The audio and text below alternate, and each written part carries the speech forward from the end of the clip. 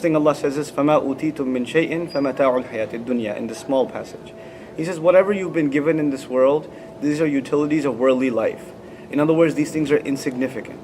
These things, in comparison to what is coming in the next life, is nothing by comparison. And we get hung up on these things, and we think this is, you lose something or you gain something, or something goes wrong, it's the end of the world. It's not the end of the world. Whatever you've been given is just utility, mata'. Mata' in Arabic means something you use but don't necessarily enjoy. The ancient Arabs used to use mata' for a brush that they would scrape dishes with. It's something you use, but you don't really say, wow, what an amazing brush. You don't do that, because it's not something to necessarily enjoy. A broom, a shovel, a fork, these are the things that are mata' in Arabic. Allah says the entire world, everything in it is mata'. Everything you've been given is mata'. In other words, that is something for you to use, but really to use for a higher purpose. And the thing to enjoy is the next life. So he says, وَمَا عِنْدَ اللَّهِ خَيْرٌ. What Allah has is better. What Allah has is better. You might be wondering already, I said I'll talk about anger. Why am I talking about this? It's all connected according to Allah. He says, whatever you've been given is what, فَمَتَاعُ الْحَيَاةِ الدُّنْيَا, is utilities of worldly or this closer life to you. Dunya comes from adna, actually, that which is closer, also that which is inferior. So this inferior, closer life, these are the things for you to use here.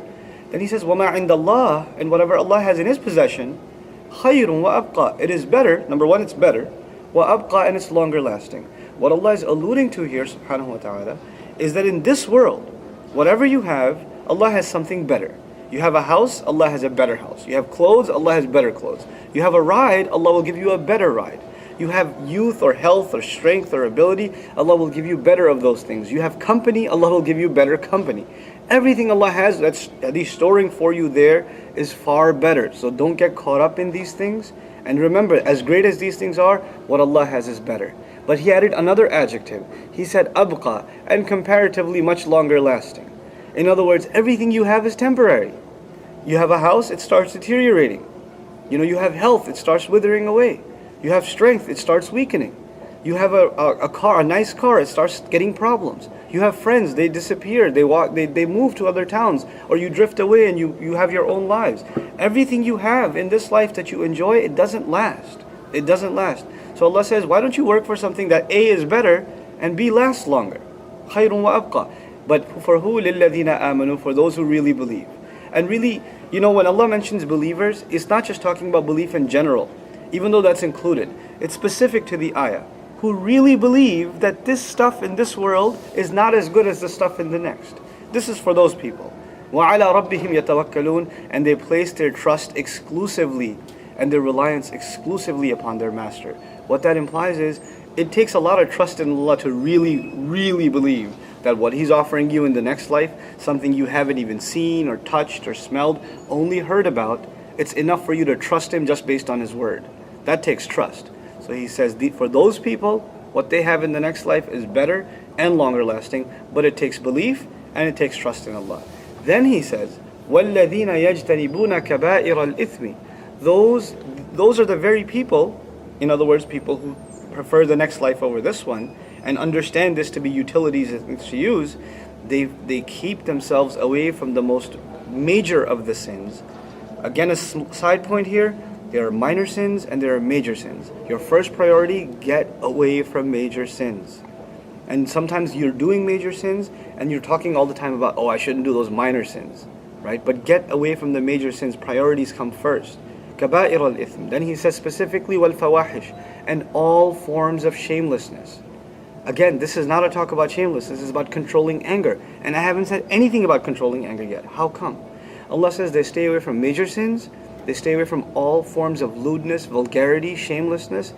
Then He says, وَإِذَا مَا غَضِبُوا هُمْ يَغْفِرُونَ, and whenever they get angry, I'm not even going to finish the sentence yet, but now He's bringing up anger. You see where He brought up anger?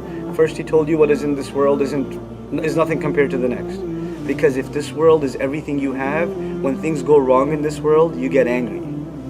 But if this world is nothing compared to the next, whether you gain or lose, or something goes wrong, it's not that big of a deal for you. You can easily say, Inna lillahi wa inna ilayhi raji'un. No doubt we only belong to Allah, and to Him we have to be returned anyway. And it's easy for you to calm down. That happens when you really internalize the first lesson. The second issue here was, Allah mentioned staying away from major sins. And he specifically highlighted one of them that in this short talk I'll highlight: all forms of shamelessness. What is shamelessness? It is the inability to control your temptations, your emotions. You have an urge and you let it out.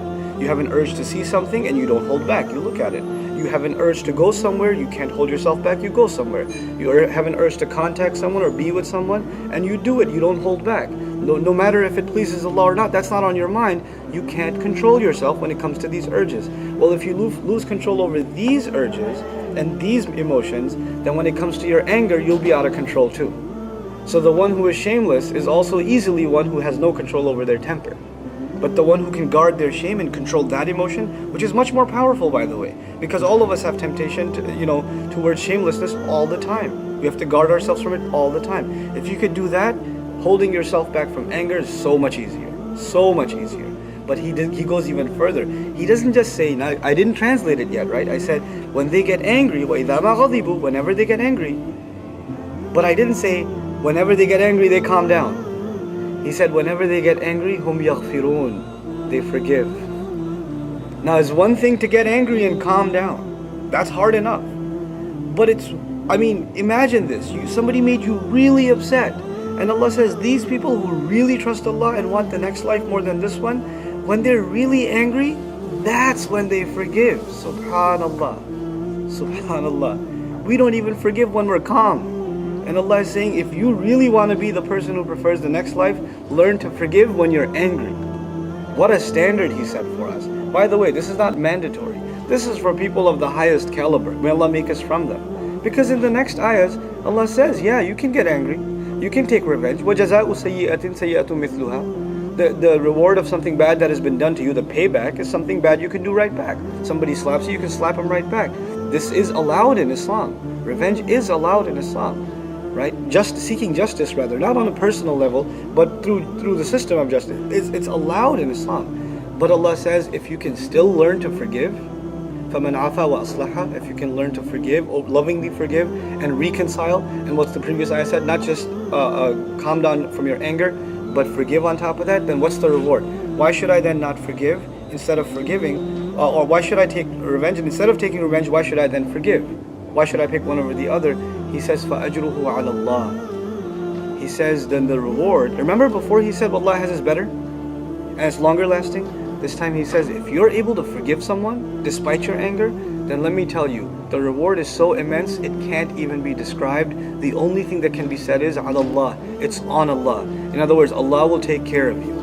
Allah will take care of you. It's so undescribable. The only thing that can be said is, it is on Allah to take care of your rewards. SubhanAllah. May Allah make it easy for all of us to keep our anger down and to keep ourselves calm, and especially give us the ability to forgive, particularly when it comes to people in the family. Particularly when it comes to people in the family, because we're very unforgiving to people in family.